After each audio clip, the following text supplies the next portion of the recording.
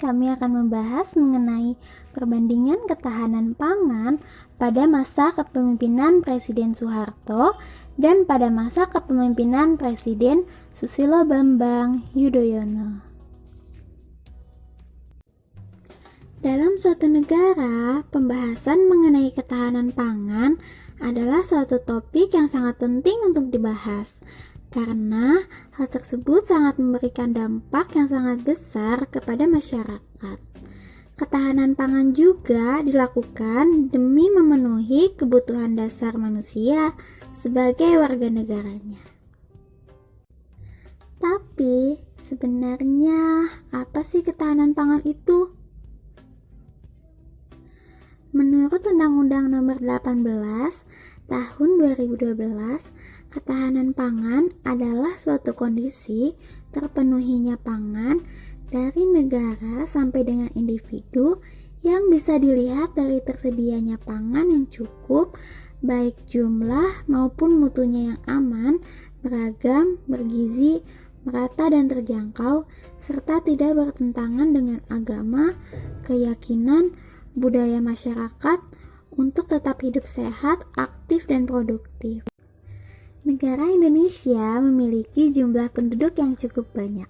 Dengan jumlah penduduk yang cukup banyak ini, pemerintah perlu memiliki strategi bagaimana cara untuk memenuhi kebutuhan pangan rakyatnya. Maka dari itu, kebijakan yang menunjang ketahanan pangan sangatlah diperlukan dalam suatu negara. Akan tetapi, upaya ketahanan pangan yang dilakukan oleh negara untuk memenuhi kebutuhan masyarakat tentunya berbeda pada setiap masa kepemimpinan negaranya. Seperti halnya pada upaya ketahanan pangan pada masa Presiden Soeharto dan upaya ketahanan pangan pada masa Presiden Susilo Bambang Yudhoyono tentunya akan berbeda. Akan tetapi, keduanya memiliki tujuan yang sama, yaitu untuk bertanggung jawab dan berusaha memenuhi ketersediaan pangan untuk masyarakatnya. Dengan memiliki tujuan yang sama, tetapi masing-masing dari mereka memiliki strategi yang berbeda-beda dalam menjalankan upaya ketahanan pangan tersebut. Maka dari itu, mari kita lihat perbandingan ketahanan pangan pada masa kepemimpinan Soeharto dan pada masa kepemimpinan Susilo Bambang Yudhoyono. Ketahanan pangan pada masa Presiden Soeharto terkenal dengan keberhasilannya dalam swasembada beras. Karena pada tahun 1984, Indonesia berhasil memproduksi beras sebanyak 25,8 ton. Dan hal ini membuat Indonesia mendapatkan penghargaan dari Organisasi Pangan dan Pertanian Dunia pada tahun 1985. Akan tetapi, sebenarnya kebijakan pangan pada masa Soeharto ini belum mencapai kedaulatan pangan, hanya saja sudah hampir mendekati kategori kemandirian pangan.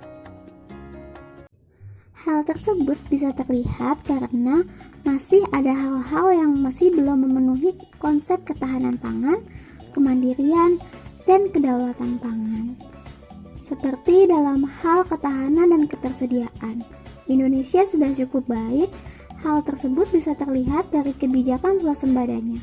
Kemudian, dalam hal keterjangkauan dan kemandirian, hal tersebut dapat terpenuhi dan teratasi oleh pemerintah.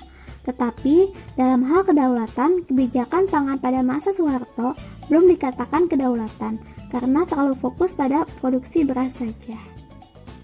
Meskipun Presiden Soeharto masih terdapat hal-hal yang belum memenuhi kedaulatan pangan, tetapi ia memiliki beberapa kebijakan untuk upaya ketahanan pangan. Seperti strategi kebijakan Bulog, Badan Urusan Logistik. Kedua, kebijakan peningkatan produksi pangan nasional. Dan yang ketiga, kebijakan deregulasi. Lalu, beralih kepada ketahanan pangan pada masa SBY, yang mana ia mengatakan bahwa Kemandirian pangan sama pentingnya dengan kemandirian militer. Ketahanan pangan pada masa kepemimpinan SBY ini terkenal dengan revitalisasi pertaniannya. Pada masa kepemimpinan SBY juga, kebijakan pangannya berada pada posisi ketahanan pangan, karena pemerintah baru sampai pada tahap terpenuhinya pangan bagi masyarakat Indonesia. Seperti halnya masa kepemimpinan Soeharto, Presiden SBY memiliki kebijakan ketahanan pangan. Yang pertama, pengembangan dan rehabilitasi infrastruktur pertanian. Kedua, pemberdayaan petani. Ketiga, revitalisasi industri pupuk. Keempat, swasembada pangan. Yang pertama, beras, jagung, gula, kedelai, dan daging sapi. Tetapi, dilansir oleh Liputan 6, dikatakan bahwa Presiden SBY dianggap gagal dalam proses swasembada 5 komoditas pangan yang terdiri dari beras, jagung, gula, kedelai, dan daging sapi. Padahal dalam ketersediaan pangan, pemerintah berusaha memenuhi ketersediaan pangan dengan melakukan impor bahan pangan. Dengan kebijakan impor, pemerintah mengharapkan bahwa kecukupan mutu dan gizi masyarakat dapat terpenuhi. Dengan melihat kedua upaya kebijakan yang diterapkan oleh masing-masing presiden pada masanya, terdapat dampak positif dan negatifnya. Dampak positif dan negatif pada masa kepemimpinan Presiden Soeharto.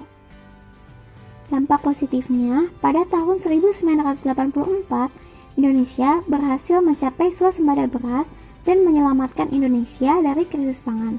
Dampak negatifnya, kemiskinan petani masih mencolok dan memandang ketersediaan beras akan melemahkan stabilitas politik. Dampak positif dan dampak negatif pada masa Presiden Susilo Bambang Yudhoyono.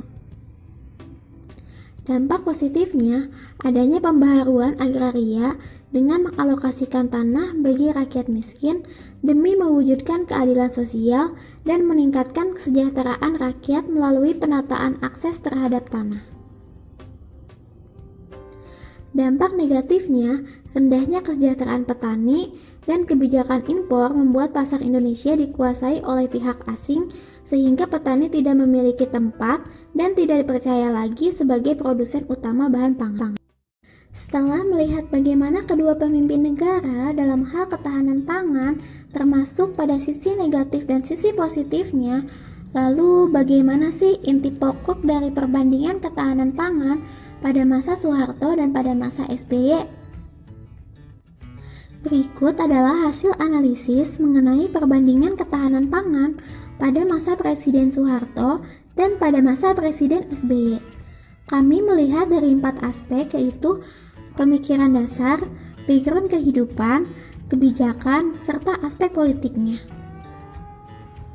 Maka dapat kami simpulkan bahwa kebijakan yang diambil hampir sama. Jika Soeharto memiliki revolusi hijau, maka SBY memiliki reforma agraria. Keduanya memperlihatkan bahwa kondisi kebijakan pangan pada masa kepemimpinannya hanya sampai posisi ketahanan pangan. Sebagai penutup, dapat kami katakan bahwa kedua pemimpin tersebut hampir sama. Keduanya pernah berhasil meningkatkan produksi pangan meski bertahan sementara, tetapi menyelamatkan Indonesia dari krisis pangan. Semoga siapapun pemimpin negaranya, ia selalu memiliki strategi yang baik dalam membuat ketersediaan pangan Indonesia tetap aman dengan caranya sendiri. Sekian dari pembahasan kita kali ini. Makasih udah nonton dan semoga bermanfaat ya. Dah.